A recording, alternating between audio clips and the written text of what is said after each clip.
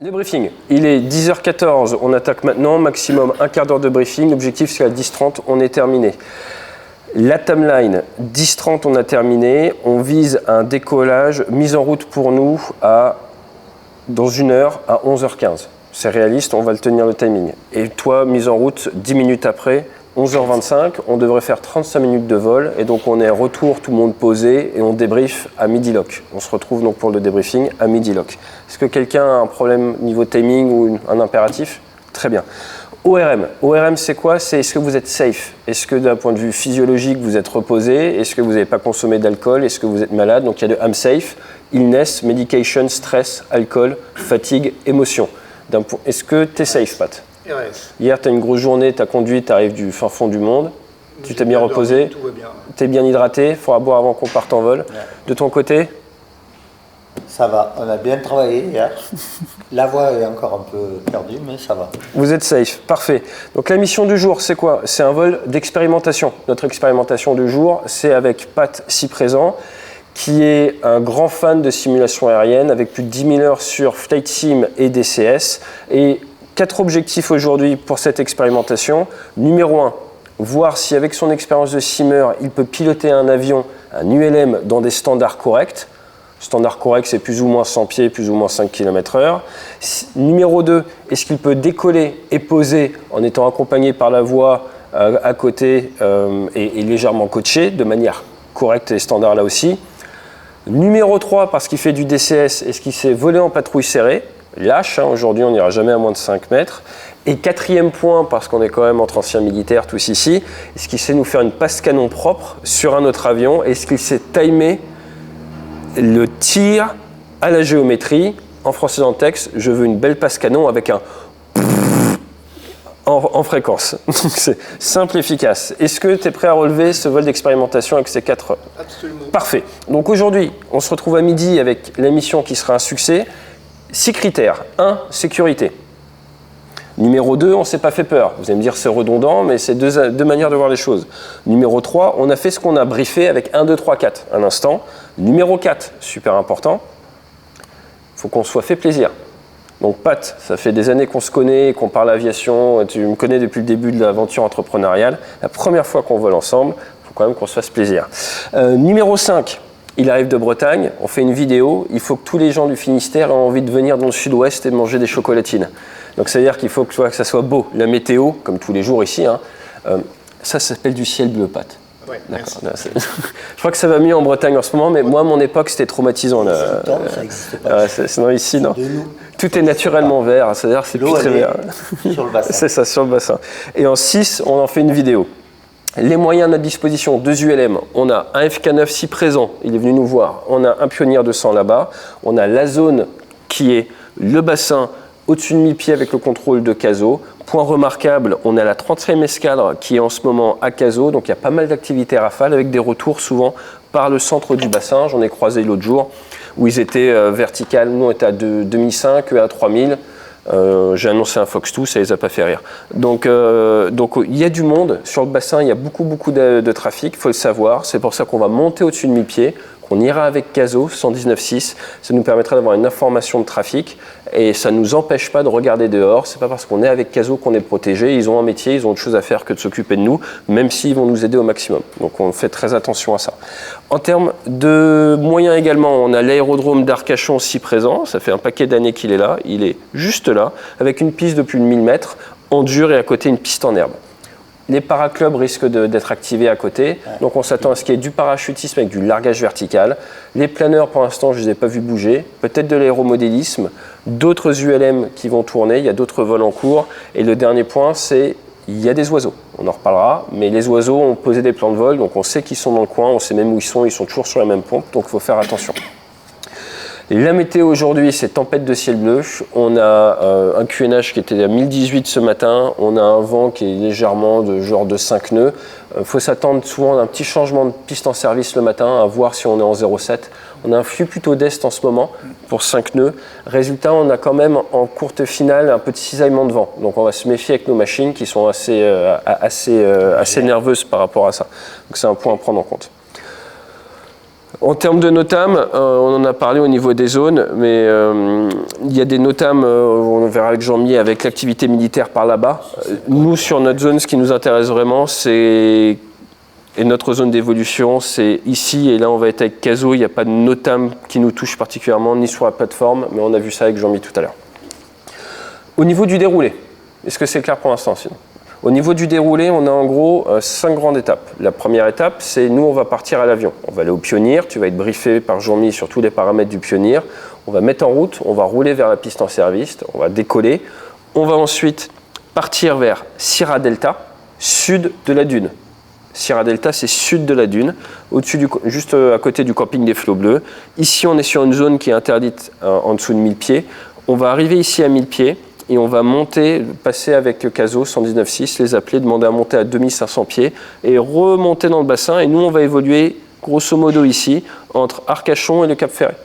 On va évoluer à 2500 pieds, on demandera un petit bloc d'altitude 2005-3005. Et on va évoluer là pour faire des évolutions souples, virage à 30, 45, 60 degrés, un décrochage, donc au-dessus de 3000 pieds, on fera un décrochage en lice, un décrochage en configuration atterrissage et on fera un circuit simulé. Donc je te montrerai tout un circuit simulé. On dira que 2500 c'est le sol et à 3500 pieds on fera tout un circuit comme tu sais les faire sur Flight Sim et tout et je t'expliquerai toutes les étapes du circuit et on fera semblant de faire une remise des gaz à 2500 pieds. Tac tac. Une fois qu'on a terminé ça, ça fera nos 10 minutes. Cap vers le sud et là on va faire une passe canon en interception sur Sud Leader qui sera point 1 vers le nord comme ça, en virage droite, comme ça. Donc, et eux, ils seront à 2000 pieds. Ils auront contacté CASO. Et donc à ce moment-là, moi je dirais à CASO qu'on a visuel, qu'on va les rassembler. On attaque une autre phase du vol, qui est la phase interception, attaque, VID. Une fois qu'on a fait notre passe canon, je prends l'avion, je viens te mettre dans une position assez loin, en gros de manœuvre, et là je te laisse les commandes et on va discuter et tu vas initialement faire de la manœuvre. Jean-Mi fera des évolutions souples, il bougera, quand tu me vois assez loin, tu fais des sortes de virages comme ça pour nous forcer à venir à l'intérieur du virage, je t'expliquerai tout ça. Et puis après, j'annoncerai qu'on part vers l'île aux oiseaux, à CASO. Là, Jean-Mi sera stable et nous on viendra faire de la PS. J'annoncerai qu'on fait un 180 et un retour vers le point Whisky. Et à ce moment-là, donc patrouille serrée pour nous. Arrivé ici, on fera, on peut faire un 360 de chaque côté. Et nous, comme ça, on travaille un petit peu de la patrouille. En étant sur la droite, on monte, on descend. Ça va nous faire des images très sympas. Et après, eh bien, en patrouille, on va rentrer. Et on va rentrer gentiment vers Arcachon, vers le point Novembre. On s'intègre, on se sépare après le point Novembre par différenciation de vitesse. Tu te poses, on se pose derrière, on rentre en parking. Donc nous, ça nous fait le départ 10 minutes avant, la phase d'évolution, virage, décrochage, circuit simulé, la phase d'interception, passe canon, en toute sécurité, on en reparlera sur Jean-Mi. Après, on fait de la manœuvre. Ensuite, on fait de la patrouille serrée. Retour patrouille serrée, séparation après Novembre. Pour rentrer dans le circuit, nous on fera un toucher. Donc sur le premier, je te fais la démo. Et après, le deuxième, c'est toi qui poses l'avion. Est-ce que l'idée globale vous va? Le dernier point en plus, c'est à midi, on fera le débriefing. Ça fait partie de la mission. Est-ce que vous avez des questions sur la big picture? Non? Alors, on va rentrer dans un spécifique pour ce briefing filmé. Le spécifique, c'est le vol en patrouille. On a le leader, on a l'équipier. Aujourd'hui, on va avoir deux phases. Une phase où ça sera plus facile pour toi, on sera à gauche, mais pour des raisons de caméra, on a le caméraman à droite, eh ben, on viendra également sur la droite par moment. Donc on va faire en gros 30% là, 70% là. Qu'est-ce qu'il faut savoir? Ce qu'il faut savoir en patrouille, c'est qu'on fait de la méthodologie que tu connais. Tu connais les trois trucs ou pas? Ouais. Donc c'est alignement, écartement. Donc c'est un étagement. Donc l'étagement, c'est dans le plan 3D. Tu ne viens pas iso-altitude, surtout si c'est une aile haute, donc il faut se méfier. Donc on se met un petit peu en bas, je veux qu'à tout moment on puisse passer en dessous. Donc en gros, on est, on va dire 4 mètres en dessous, étagement. Une fois qu'on est stable sur l'étagement, tac tac, maintenant on peut étagement retrait, venir sur ce plan-là. Donc on est stabilisé en altitude, on est en gros 5 mètres en dessous, étagement, retrait. Donc on vient travailler avec la vitesse relative, on vient augmenter un peu les gaz. La vitesse de référence de Jean-Mi, ça sera 140 km/h, parce qu'il a la porte ouverte pour le caméraman. Donc nous, on aura de la réserve au gaz, on peut aller jusqu'à 190 à peu près. Donc on vient gentiment, sans jamais prendre loin plus de 20 km/h, près plus de 10 et très près plus de 5 km/h de vitesse relative. Étagement, retrait. Et une fois qu'on arrive au bon retrait, je contrôlerai les repères en vol, on vient travailler l'écartement. Si on est trop comme ça, on est encastré. Si on est trop comme ça, on est trop lâche. Le problème, c'est qu'on a les haubans. Il y a également cette volonté de faire quelques images. Du coup, on a une limitation avec cet avion, elle est haute. C'est qu'on veut permettre au caméraman de te filmer sans venir le masquer avec le hauban. Donc on a une position légèrement plus arrière que ce qu'on aurait sur chasseur ou ce que tu as pu voir sur avion de combat ou sur DCS. Ensuite, on ne va pas dans les nuages, les ULM c'est interdit, donc notre PAS n'a pas vocation à traverser des cumulus d'été, où il faut être extrêmement proche. Donc nous, comme j'ai dit, j'interdis moins de 5 mètres, et ça va être progressivement au fur et à mesure du vol qu'on va se rapprocher. Si j'estime que tu te rapproches trop rapidement, donc moi je te ferai un premier call initialement, et après si je t'annonce évitement, la manière dont on fait un évitement, c'est méthode US Navy parce que je l'adore, lower, level, idle. Donc c'est, tu pousses le nez, on n'est que deux, donc la porte de sortie pour nous est en bas, on pousse, level c'est on met les ailes à plat, et idle, les gaz, on réduit. Et par magie, on va être déconflicté avec l'avion du leader. On va également par moment venir en virage. Donc quand on vient en virage sur un relèvement, on essaie de garder le relèvement, étagement, c'était comme ça où tu le masses, c'est super dangereux. C'était trop bas, ça ne marche pas. Étagement stable, retrait, et là on vient arriver comme ça, tac, tac, tac, tac. Et là si on voit qu'on a par exemple trop de vitesse relative, c'est quoi la méthode? Comment j'annonce évitement et on fait lower, middle, idle. level, idle. Et donc tu arrives comme ça, tu estimes que c'est pas bon ou je t'annonce, tu peux prendre toi-même, hein, tu m'annonces évitement, c'est lower, donc on pousse sur le nez tout de suite pour que ton vecteur vitesse ne soit plus facteur. Il n'y a rien de plus dangereux que mettre son vecteur vitesse sur l'autre avion. Lower, level, idle, hop. Et ce qu'il faut retenir, c'est qu'au travers de toi, il y a un vecteur vitesse qui passe par ton casque. Si tu mets ton vecteur vitesse sur l'autre avion, on va se le bouffer. Si tu mets ton vecteur vitesse en dessous, ça va bien le faire. Si tu le mets au-dessus, on va passer par sa trajectoire, ça peut être dangereux. On évite le souffle, ça c'est mes réflexes de chasseur. On n'est pas payé à aller rapidement, hein. Dans l'aviation on est payé à l'heure, donc vaut mieux être trop lent que trop rapide. Et pour le reste, je te l'explique là. Donc le gros point sécu, c'est lower level idle. Est-ce que tu as des questions par rapport à ça? On a fait plein de DCS ensemble. Là, tu me verbalises à voix haute, étagement, retrait, écartement. Tu me dis ce que tu comptes faire sur l'étape d'après, ça permet de synchroniser et ça te force, ça t'échauffe le cerveau. C'est comme toi tu viens du sport, hein, ça t'échauffe le muscle cérébral à ce que tu t'apprêtes à faire. Donc je t'encourage à parler à voix haute, comme ça tu t'aides. Tu sais, dans le sport, c'est les yeux en vélo disent où tu vas. Et ben, si mentalement tu dis ce que tu vas faire, c'est la même chose, ça va t'amener à faire cette chose-là. C'est clair pour ça? C'est clair. Parfait. On va attaquer la sécu. Jean-Mi, tu as des questions ou pas? Non. Non. Bon. Ok. Donc la sécu, c'est quoi? Si on a une panne mineure aujourd'hui, on va la traiter à l'intérieur du cockpit. C'est des avions simples. S'il y a besoin, on cède, mais il y a de grandes chances qu'on traite ça de manière individuelle et on revient vers le terrain, gérer notre panne mineure. L'autre peut faire une mission de remplacement. Donc vous pouvez faire quelques images du bassin, peut faire piloter un peu Hugo et on revient se poser. On essaye d'être là à midi. Panne majeure. Panne majeure, c'est moins drôle. Panne majeure, il faut savoir qu'on a des parachutes qu'on peut utiliser normalement sans aucune restriction au-dessus de 1000 pieds. On sait que ça marche jusqu'à 500 pieds, on sait même que ça peut marcher plus bas. Mais normalement, on veut se poser la question, est-ce que je tire le parachute ou pas quand on passe 1000 pieds? Comme ça, on est sûr qu'au moins à 800 pieds, on s'est posé la question. On a des vitesses optimales de planer avec ces aéronefs qui sont de l'ordre de 110 km/h, il faut le garder en tête. Et pour ce qui est du survol maritime aujourd'hui, on sera toujours à une hauteur qui nous permet de rejoindre le rivage. C'est le matin, il n'y a pas encore trop de monde sur les plages, on peut regarder, mais j'ai remarqué qu'avant 13h, il n'y a pas grand monde sur les plages en ce moment. Néanmoins, on fait attention et l'objectif, c'est la sécurité. Sécurité des gens au sol, sécurité des gens dans l'avion et après, sécurité de l'avion. Quand on pète le parachute, l'objectif, c'est de tuer personne au sol et c'est de ne pas mourir. Si maintenant on pète l'avion, c'est pas grave, on aura réussi les 2 premiers points de la sécu.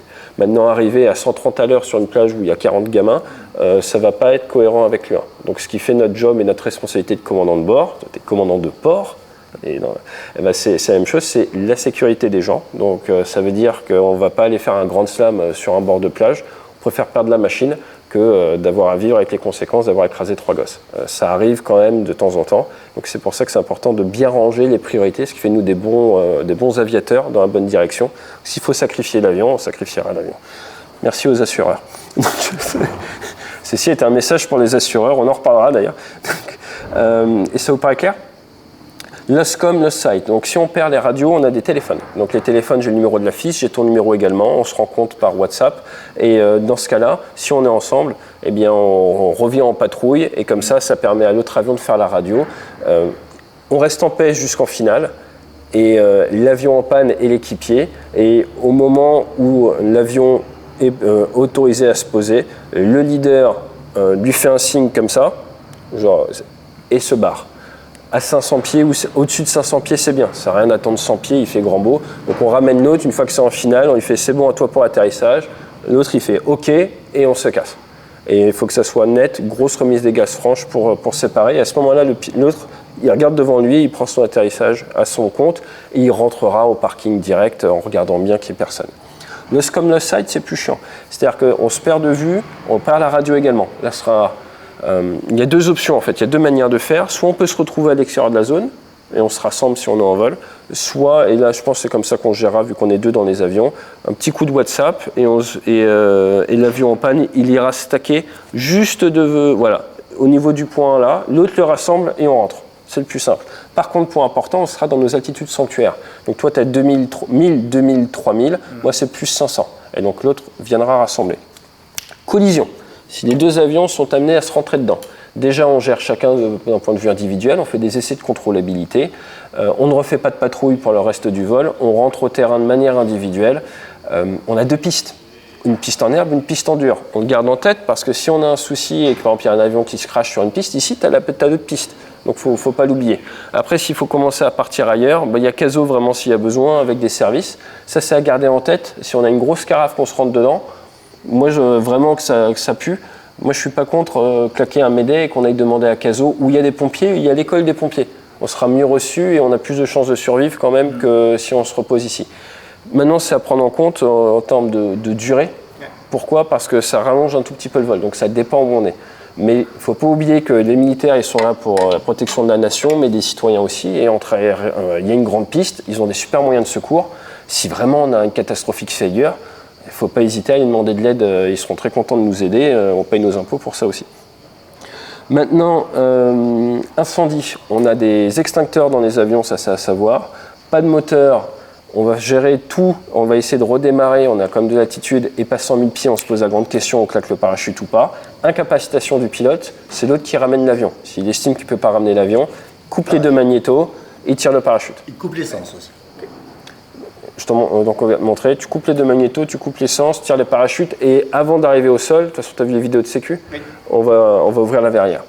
Collision aviaire. Collision aviaire aujourd'hui si ça arrive, moi j'aurai des lunettes dans ma poche, je vole sans lunettes là mais j'ai une lunette dans la poche, comme ça si ça pète, après pouf, on essaie de mettre les lunettes à poste et on ramène l'avion. Il y a de grandes chances qu'on augmente un peu notre vitesse en finale. Par contre ce qu'on va faire, c'est qu'on ne touchera plus au moteur. Si on a un doute sur l'intégrité du moteur et de l'hélice, on a un truc qui marche, on ne touche pas, on a des avions qui nous permettent normalement de bien fonctionner. Et au moment où tu réduis les gaz, il faut pouvoir faire le terrain si le moteur lâche ou si l'hélice se barre. Ça, c'est important. Donc on fait ce qu'on appelle un réacteur douteux dans l'armée. Cisaillement de vent. Comment est-ce qu'on lutte contre le cisaillement de vent ? Ici, il y en a quand même pas mal. Personnellement, ce que j'aime bien, c'est pas parole d'évangile, mais c'est utiliser flaps one au lieu de flaps full et d'avoir une VRF de l'ordre de 110. On a des avions qui se posent en 3 fois rien. Je préfère arriver un petit peu trop rapide tout en respectant l'arc blanc que trop lent. J'ai déjà eu des pertes de 20 km/h en courte finale. C'est pas agréable. On n'a rien à perdre à être un peu plus rapide. Je préfère être un peu rapide qu'un peu lent quand ça commence à cisailler. Tu te poses en... C'est encore pire parce qu'on a une porte en moins.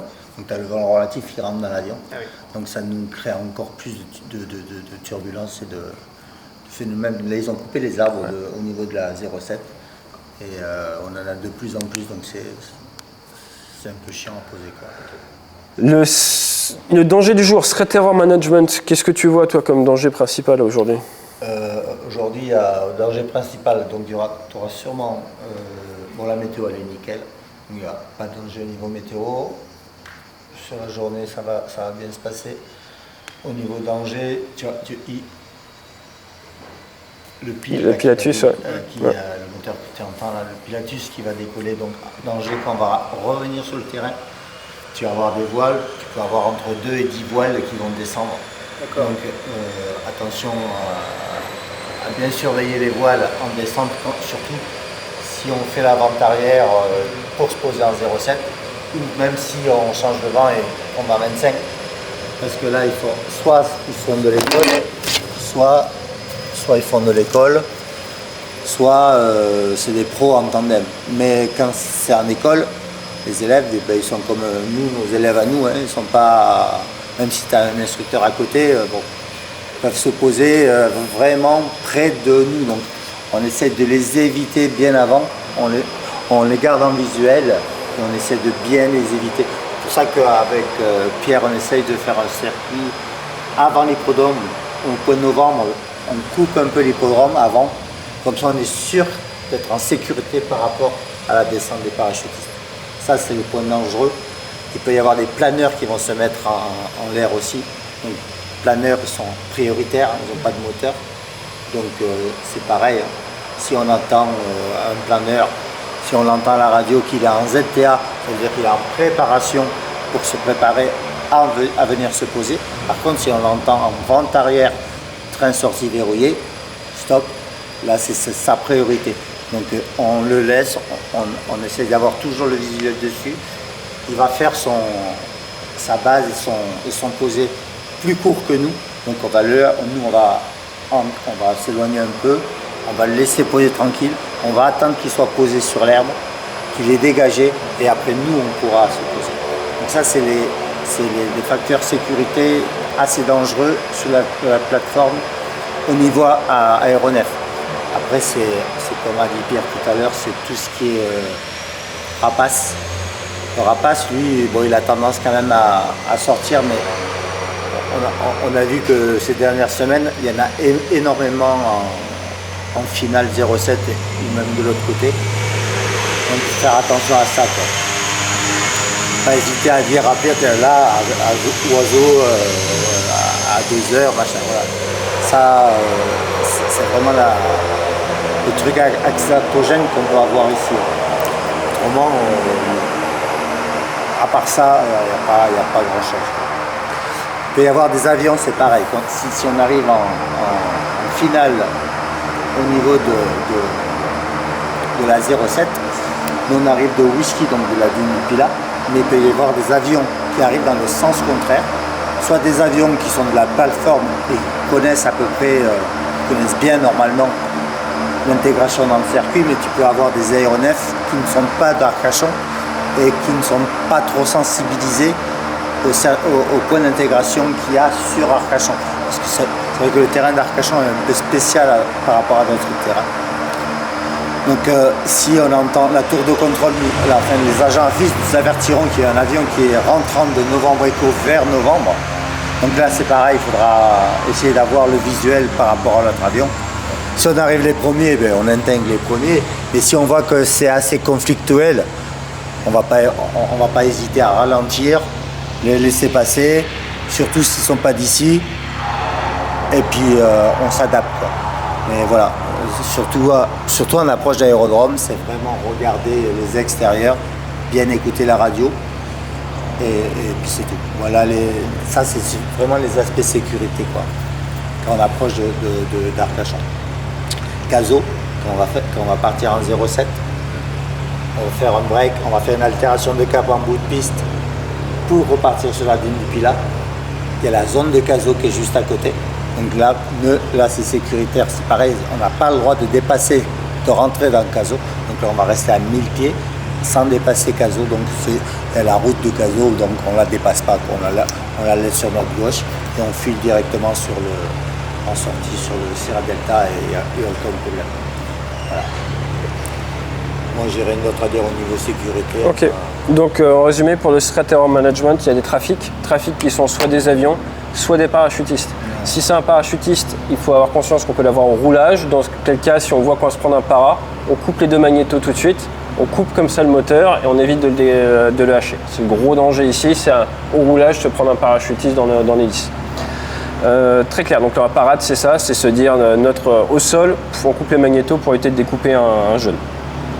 Au niveau du leader job, aujourd'hui, toi ton boulot c'est bien tenir ta ZCQ initialement, donc tu seras à quelle altitude? 2000 pieds avec un virage sur la droite. Bien regarder dehors pour bien voir s'il y a des trafics et annoncer que ce soit, donc moi je ferai la radio avec Caso comme hier, que ce soit toi ou moi, on annonce tout. Donc tu auras sud, moi je dirais la patrouille sud et 1 et 2. Ok, parce qu'on va pas commencer à. Toi tu restes 1, moi je suis 2 et donc ça sera. Mais quand je parle à Caso, je parlerai de la patrouille sud. Et par contre, si tu as un truc à dire, tu le dis sur la fréquence avec Caso. Tout ce qui est prise de visuel, il y a beaucoup de trafic. Hein. Nous, en tant qu'équipier l'anti-abordage, on est responsable de ne pas les percuter et on gagne si on voit des trafics avant eux. Point très important, pas de target ou de mission fever aujourd'hui. Ça c'est super important. Donc par rapport au passe canon ou autre, tu vois, on est là, on est détendu. Moi j'aime beaucoup la règle des 3 priorités. Donc les 3 priorités qu'on a pour aujourd'hui. La première, c'est on rentre dans personne. C'est pas que lui, c'est personne. Ça veut donc dire que n'importe quel truc qui vole, un parachutiste, un deltaplane, il y aura des parapentistes, un oiseau, on rentre dans personne, on rentre dans rien. Ça c'est le numéro 1. Donc tu vois le moindre truc, tu l'annonces. En 2, on verbalise les doutes. Donc c'est ego is not your amigo. Ils ont un doute, il ne sait plus dans quel sens il faut tourner, il ne sait pas l'altitude. J'ai un doute, je ne sais pas où il est, machin. On verbalise.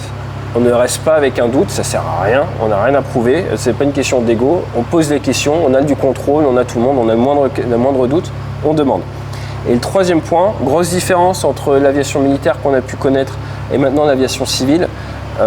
C'est la gratitude, c'est-à-dire que là on est là pour faire un loisir, c'est pour du plaisir, on briefe ça, on fait ça de manière professionnelle et carrée, mais il ne faut pas oublier qu'on a de la chance d'être là. Et le petit message avec lequel je vais vous laisser pour qu'on soit dans une bonne philosophie dans le vol, c'est notre objectif aujourd'hui, c'est de mériter de pouvoir revoler demain, de faire refaire la même manip demain. Ça veut donc dire quoi? C'est-à-dire que notre priorité c'est de pouvoir revoler demain. Donc si là on met en route, qu'on a un doute sur les machines ou autre, la priorité c'est quoi? De pouvoir voler demain. Donc il n'y a pas de doute, on reste au sol, on dépanne et on part en vol demain. Ça vous va? On a du personnel féminin derrière, c'est pas beau ça? Il n'y a pas assez de femmes dans l'aviation, il n'y a pas assez de femmes chez UM Sud Bassin. Venez. Et donc ça c'est ultra important. Donc en définitive, il y a une partie un peu guerrière, il y a une partie safe, mais le plus important c'est qu'on se fasse plaisir. Ça vous va? C'est le but. Allez, dans ce cas-là, je vous laisse liberté de manœuvre tous les deux pour aller faire un detail brief sur le Pioneer et on attaque.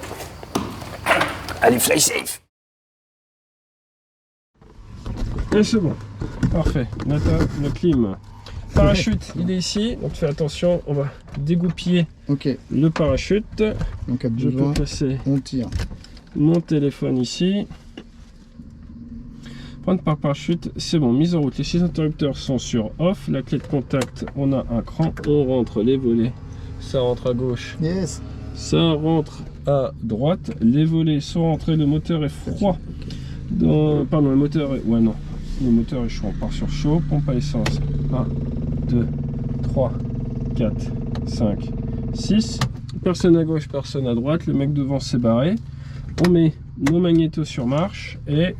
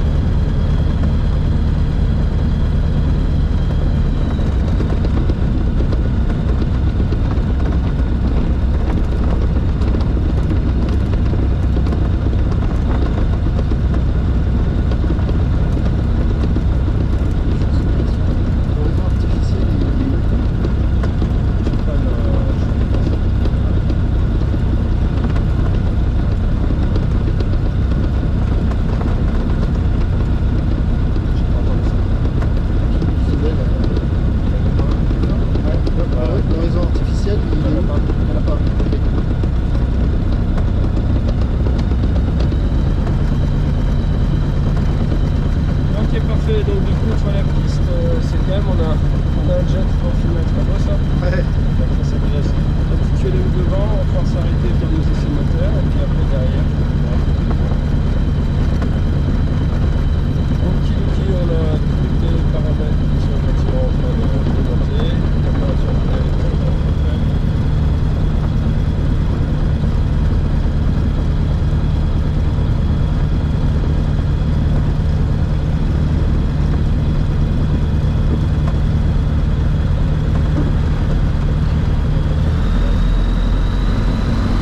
chauffer un petit peu tout ça.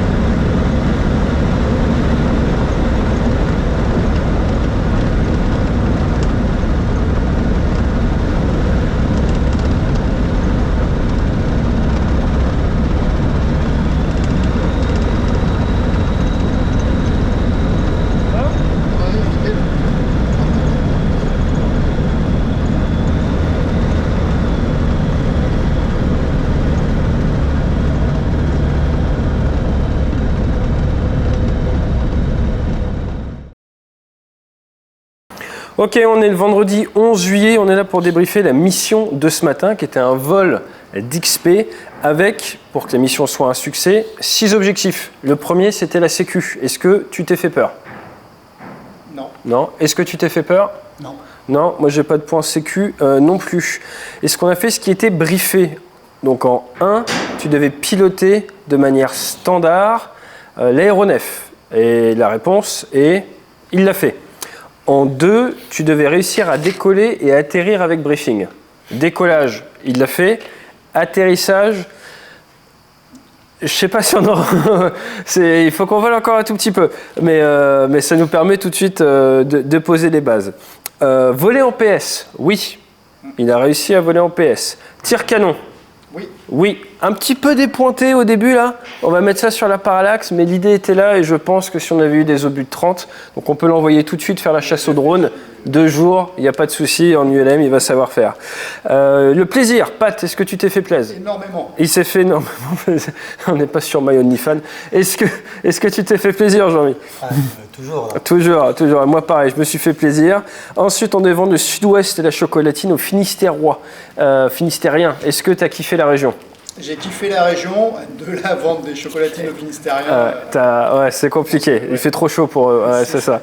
Et ensuite, on devait faire une vidéo. Donc, ce qu'on fait maintenant. Quand on reprend les points, donc la préparation, on a commencé hier soir. Moi, j'ai pas de points particuliers. Est-ce que vous aviez des points particuliers sur la préparation de la mission? Non. Il y a un point sur lequel on n'avait pas discuté parce qu'on est nouveau quand même dans le coin. J'avais jamais eu. Pause du repas pour Caso. Ouais. Et du coup, interdiction de rentrer chez Caso. Donc, ça veut dire que tout le monde, toute l'aviation générale, est à 1000 pieds au-dessus du bassin. Ça tombe bien. Comme ça, tout le monde est ISO altitude. Donc, on n'a pas arrêté de croiser du monde sans être au courant. Une merveille. Merci pour cette pause repas. Alors qu'il pourrait nous laisser rentrer, je ne sais pas. Enfin, là, il y a des points de réflexion intéressants. Mais du coup, il y a beaucoup d'espace vertical et tout le monde est à la même altitude, surtout ici, puisque de toute façon, c'est 1000 pieds mini. Donc, tu es obligé d'être à 1000 pieds, ce qui est une merveille en termes de déconfliction. Donc, la DGAC dit souvent que l'aérodrome de Caso est dangereux. Moi, j'ai envie de vous dire, c'est pas... Pardon, d'Arcachon est dangereux. J'ai envie de vous dire, dans un cas comme aujourd'hui, c'est pas Arcachon qui est dangereux, c'est le fait que, on va le dire en français, il y a une crise RH dans les armées en termes de contrôleurs aériens. Et là, on a clairement vu l'impact que ça peut avoir sur le contribuable. C'est cadeau, merci, mais sinon, j'ai aucun souci avec l'armée de l'espace, mais je suis juste triste pour eux qu'ils n'arrivent pas à recruter plus. Si vous voulez faire contrôleur aérien dans l'armée de l'air, peut-être que ça permettra aux petits avions d'éviter de se percuter, comme c'est arrivé au-dessus du bateau, c'était le Normandie, je crois. Voilà, donc ça peut arriver vite. Donc nous, plus que jamais, on a regardé dehors, mais c'était un point de préparation que j'avais omis. Je n'avais jamais été face à ça, et donc je n'étais pas dans mes what-if, et nous, on va évoluer dans nos procédures à cause, grâce à ça, parce que s'adapter, quoi. Pour se rassembler ISO altitude à 1000 pieds, c'est compliqué en termes de déconfliction sécuritaire. Donc ça, c'est un point facteur. Alors, c'est pas sécu, il n'y a pas eu... mais c'est un point de réflexion pour nous. Tu vois, le point de l'avantage, moi, que j'avais sur mon avion, l'appli SafeSky. Ouais, mais moi, je suis d'accord, je l'avais aussi, mais tout le monde n'est pas dessus. Ouais. Et du coup, ça peut aussi créer un faux sentiment de sécurité. Ouais. Donc moi, je cherche tous ceux qui ne sont pas dessus. Et quand on est en patrouille, ça a tendance à saturer avec l'autre avion. Et donc, ça ne permet pas d'anticiper ailleurs. Donc, le voir et éviter, ça reste super important. Et en prep, je ne l'ai pas vu venir. Et donc, je me suis fait avoir. Du coup, ça va directement sur le briefing où je n'ai pas briefé le what-if. Il y a un biais d'habitude qui était présent, qui est que la veille, on a fait, ils étaient géniaux. Caso, rien à dire, c'était parfait. Le jour encore d'avant, on a bossé avec eux, c'était parfait. Et là, je n'ai pas vu venir qu'on n'avait pas rentré. Ce qui est leur droit, ce qui est légal, c'est à nous de nous adapter. Je ne suis pas en train de me plaindre ou autre, mais je ne l'ai pas anticipé, donc c'est pour moi. En préparation, et on va en discuter tranquillement pour mettre en place des procédures entre nous. Peut-être avec ce qu'on appelle une bino. La bino, c'est une zone géographique où l'autre avion ne rentre pas tant qu'il n'y a pas le visuel. Donc on pourrait très bien se dire, tu vois, tout ce qui est nord de la dune, c'est à l'avion qui bossait, et toi tu restes sud de la dune sans jamais passer nord de la dune en fait. Et comme ça, moi, normalement, je dois acquérir le visuel à plusieurs nautiques. Et alors qu'on est ISO altitude, on est déconflicté par la 2D. C'est un autre moyen de se déconflicter. Typiquement la patrouille de France. C'est-à-dire qu'en fait, toi, c'est ça, exactement. Tu as interdiction de passer nord de la dune, et moi, tant que j'ai pas visuel de toi, je ne m'aventure pas sud du point nord de la dune. Comme Victor Oscar qui exact, voilà. Donc c'est ça. Là, tu vois, là, on était en sécu. C'est ça. Donc c'est un moyen de déconfliction. Par exemple, la patrouille de France, quand ils croisent, chacun à côté de la piste. Si moi je laisse la piste à gauche et que toi tu laisses la piste à gauche aussi, qu'on croise, on ne se rentre pas dedans. C'est simple, efficace. Donc on peut mettre en place des moyens de déconfliction pour faire ça de manière safe, iso-altitude, mais il faut qu'on se mette d'accord et qu'on crée nos SOP. C'est pour ça qu'on fait ces vols-là entre nous d'entraînement en ce moment avec la montée en compétences de notre presta ici. Ensuite, derrière, briefing, il vous manquait quelque chose à part ce point-là? Non. Ok. Pour les personnes qui regardent la vidéo, Pat a eu le briefing la veille, il y a eu plus de briefing également sur la machine, on vous met pas tout dans les vidéos. Pour ce qui est du vol, la mission, on est allé à l'avion, on a fait le tour avion ensemble, après on t'a installé, après on a fait quelques images du tour avion, donc en fait il avait déjà été fait avant. On est parti à l'avion, j'ai fait mes checklists, j'ai pas voulu t'embêter avec les checklists, je les ai fait mais c'était pas l'objectif du vol. Ensuite derrière, on s'est aligné, on a décollé en 0,7, tu as vu la rotation. Pas hésiter à lever, pas trop tirer sur le nez derrière, c'est pas un Mirage 2000 sur DCS, donc tu as vu, on a vite sinon tendance à perdre en vitesse, donc quand on commence à descendre sous les 90, tout de suite on pousse, et je t'ai dit il faut être souple aux commandes, mais dans certains sens il faut quand même y aller. Et donc on a pu faire notre montée, le virage, très bien. Tu as vu qu'en virage, en montée, tu as vite une saturation cognitive en termes de charge de travail, et ce qui va te faire toute la différence, c'est la capacité à bouger la tête. Et moi, je vois tout de suite ta tunnelisation en fait, et ta saturation cognitive par en fait une tête qui ne bouge pas et qui reste sur une info, alors qu'en fait, il faut aller chercher la dune, il faut savoir où tu vas. Et donc, c'est vraiment, on dit chez les Américains, keep your head on a swivel. En fait, Ah non, mais il n'y a pas c'est sur le compas en fait. Ouais, non, mais plus tu es mobile, plus tu as un scan. Et on n'a pas cette capacité à faire plusieurs choses en même temps. Et ce qui fait un bon pilote, surtout en IFR, en combat ou autre, c'est une capacité à faire plein de choses avec bonne caritude à un rythme très rapide. Et c'est complètement normal au début. Moi, ma première rotation sur Rafale, j'ai fait 15 nœuds trop tard. Ça va super vite. C'est le cerveau qui sature, c'est normal. Mais du coup, et derrière, avec l'aisance qui va venir, la manière dont on le verra même à la caméra, c'est que tu bougeras beaucoup plus la tête. Et c'est d'autant plus important qu'après, tu vas avoir le voir à éviter. Et ça, il y a un gros message de sécurité qui est que moins les gens sont à l'aise, moins ils sont current, plus ils sont fixes dans la cabine en termes de tête, moins ils regardent autour, moins sans s'en rendre conscience, ils font bien leur travail de voir à éviter. Donc ça, c'est important. On est parti sur le sud de Dune, du coup limité à 1000 pieds. On n'est pas allé faire des décrochages, hors de question de le faire à 1000 pieds, ni notre circuit. On a fait des virages. C'était très joli par ici, 30 degrés, c'était propre, 45 degrés, je t'ai montré à 2G. Il t'a fallu environ 5 minutes pour prendre l'avion en main. Après, tu étais très stable à 1000 pieds, tu nous as fait du beau 1000 pieds ici, c'était très très stable. Attention, quand on commence un petit peu à augmenter l'inclinaison, tu vois que l'avion a tendance à descendre. Donc là, pouf, t'as bien corrigé. Et ensuite, on a vu un avion, grâce à l'application SafeSky, justement, qui était l'UXL8, qui nous suivait quand on était en train d'aller vers ce point-là. Donc là, j'ai pris la décision, s'il voit la vidéo, il m'a écrit tout à l'heure, moi, de partir sur la droite pour acquérir le visuel. Pourquoi ? Parce que nous, on est un aéronef qui va vers un autre aéronef, et moi, j'ai aucune conscience de la situation, hormis au radar SafeSky, du gars qui est derrière. Donc, ce que j'ai voulu faire, c'est moi ouvrir, me mettre comme ça, acquérir le visuel, refermer derrière. C'est pas forcément confort pour lui, mais c'est légal. Et moi, comme ça, je suis derrière, je le vois, et on va vers l'autre avion qui est là. Qu'est-ce que ça me permet d'avoir ?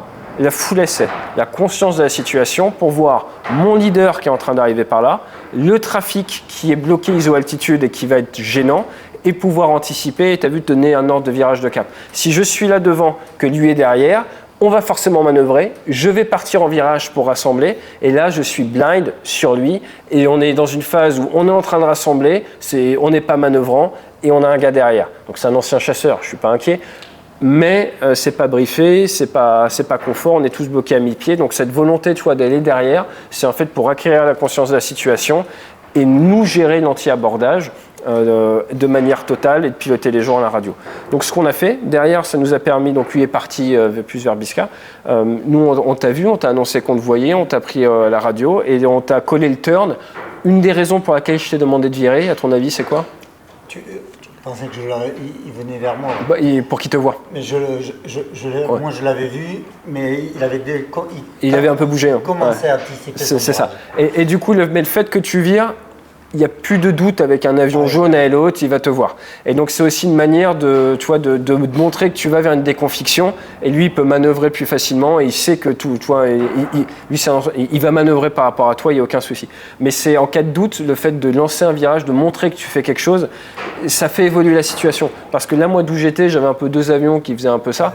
Et donc du coup, ça permet de montrer, ok, on va arrêter le truc et chacun peut se dire, j'attends que l'autre manœuvre. Non, au moins là, comme ça, pouf, ça part, je te vois, et derrière, on est arrivé pour la passe canon, donc qui était propre, un tout petit peu trop dépointé au début, c'est pour ça que il va plus derrière, hop, ça tire, ça dépointe, et ensuite, on était en position pour aller faire nos évolutions en manœuvre proche.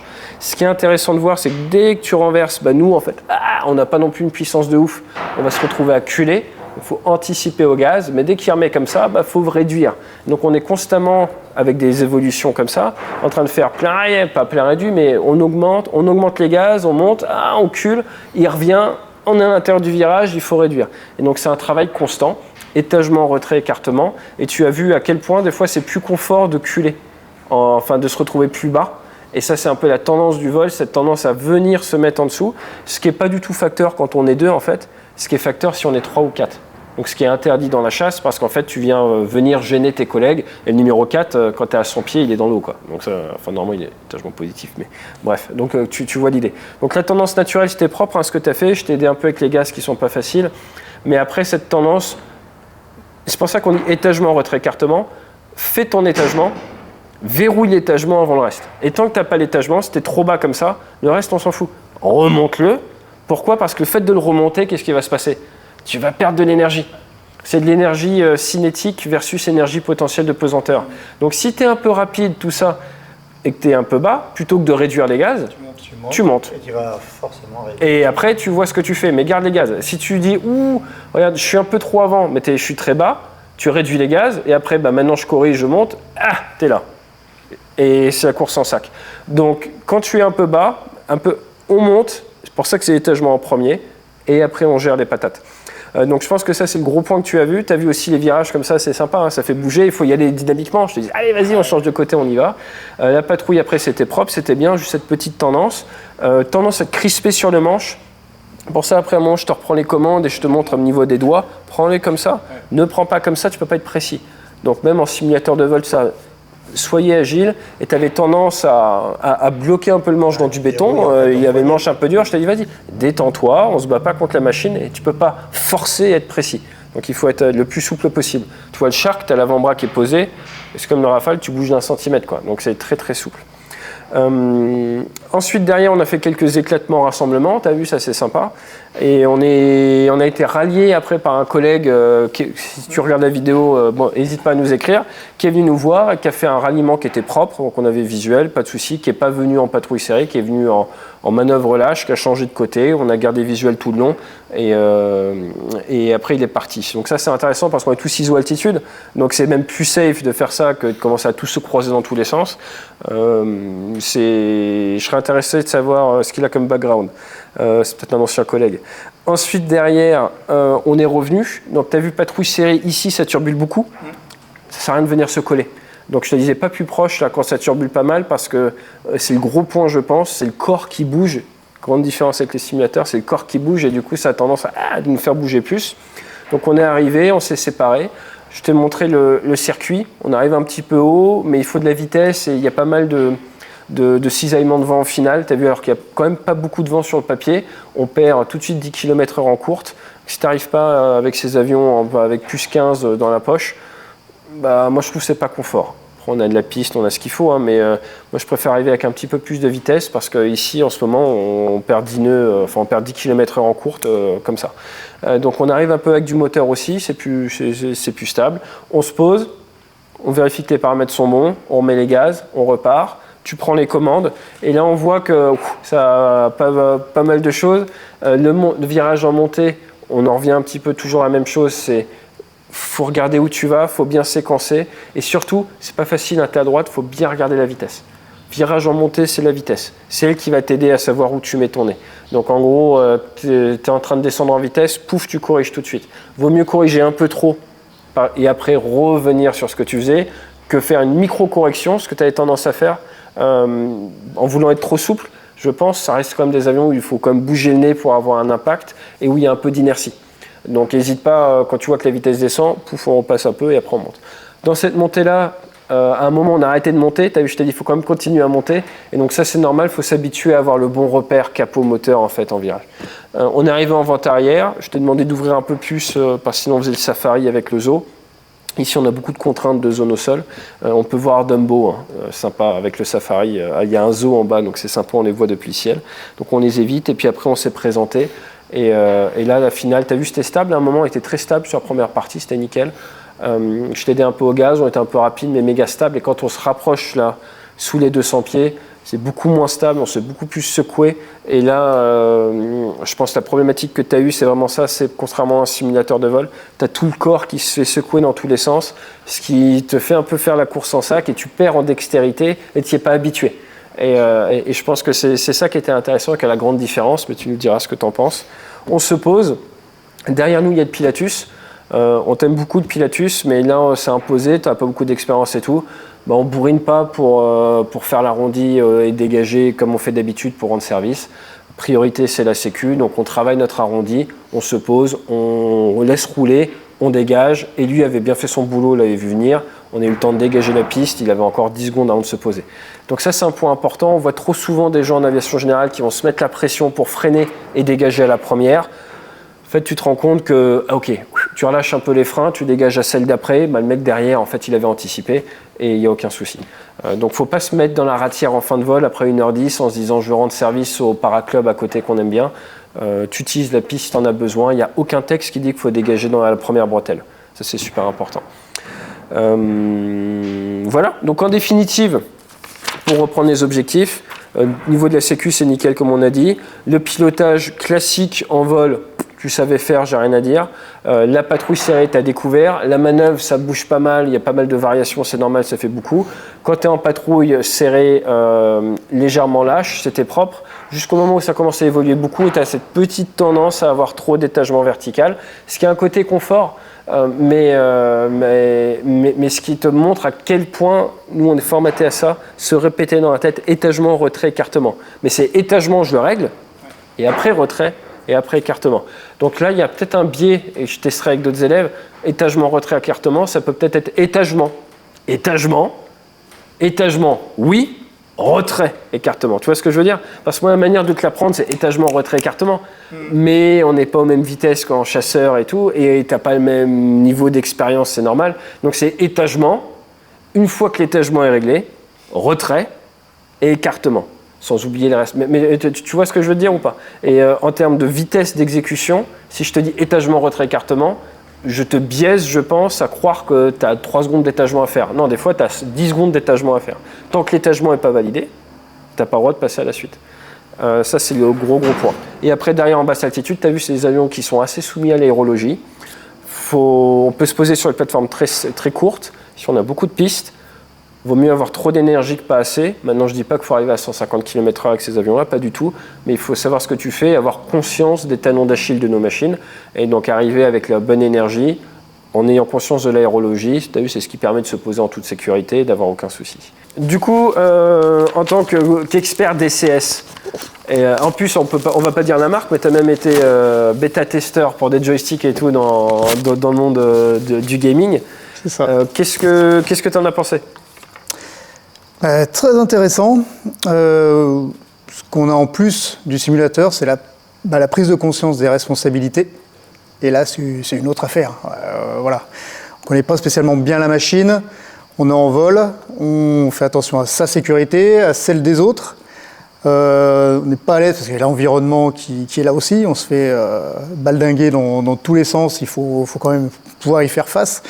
Il faut être alerte pour maintenir un cap, une attitude, une vitesse, et en plus regarder tout autour de soi. Franchement, c'est chaud.